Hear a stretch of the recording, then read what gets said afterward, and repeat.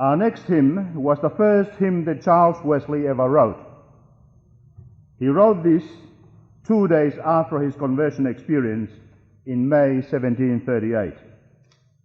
John Wesley discovered the same conversion experience a day later on the 24th of May. That is why this hymn is known as the Wesley's Conversion Hymn. Where shall my wandering soul begin? Tune, Old 23rd.